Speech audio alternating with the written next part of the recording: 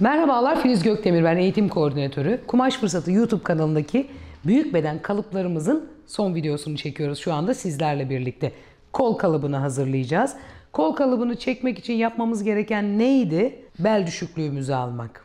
Şimdi hemen bel düşüklüğünü nasıl alacağımızı tekrar gösteriyorum. Temel beden kalıbı videomuzu seyrettiğinizde de daha detaylı bir şekilde orada da açıklıyorum.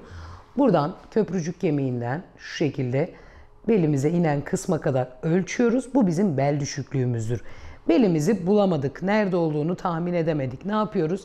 Hemen şöyle bir kıvrılıyoruz. Elimiz şu çukura gidiyor.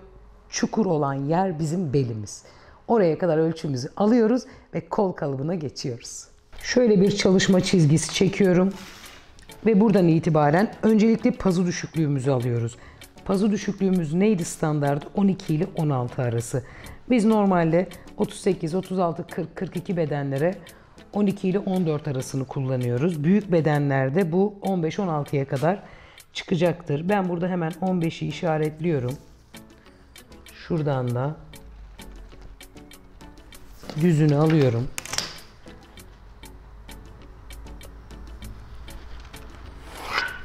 Burası benim omuzum. Buraya gelecek kısım koltuk altı. Şimdi ne yaptım? Bel düşüklüğünü aldım. Bel düşüklüğümüz kaçtı bizim? 50. 50 bölü 2 yapıyorum. Yani 25. Buna 2 santim bolluk payı veriyorum.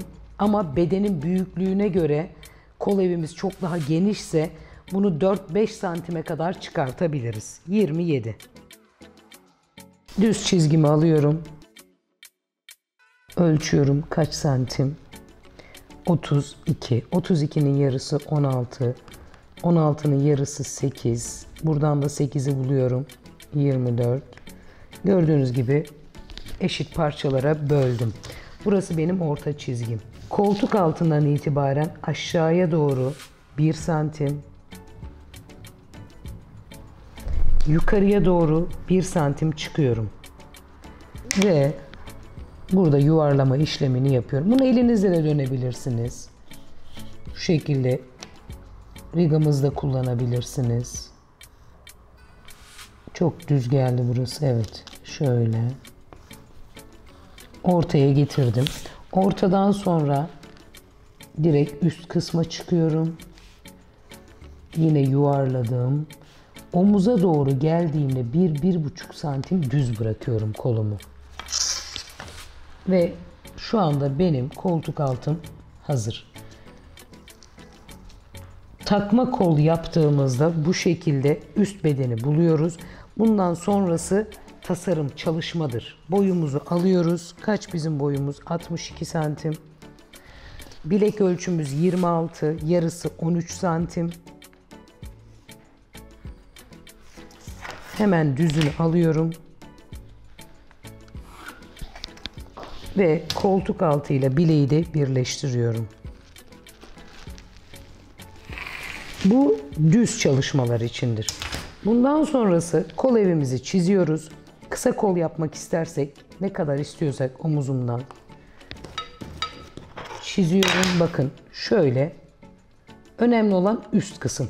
Alt kısım istediğiniz şekilde pelerin kol yapabilirsiniz, bol yapabilirsiniz, daha dar yapabilirsiniz. Bu düz spor kollarda kullandığımız bir düz çizgidir. Eğer hafif biraz daha dar istiyorsak eğri rigamızı alıyoruz ve şöyle bir çizgi çekiyoruz. Şuradaki bolluğu almış bulunuyoruz. Şimdi kesiyorum.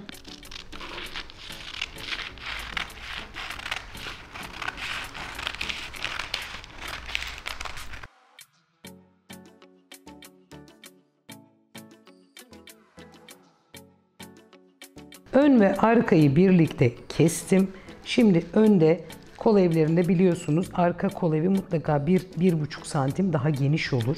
Hemen şunu bir 9 santim kadar yukarı çıkıyorum. Buradan 1 santim kadar içeri giriyorum. Ve kol evimden 0 çıkacak şekilde burayı tıraşlama dediğimiz sistemle omuza doğru sıfırlayıp kesiyorum. Burası da benim ön kolum. ön kol, arka kol.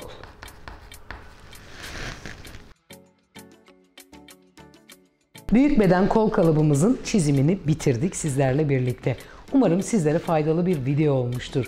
Videolarımızın devamı farklı şekillerde tabii ki gelecek, devam edecek.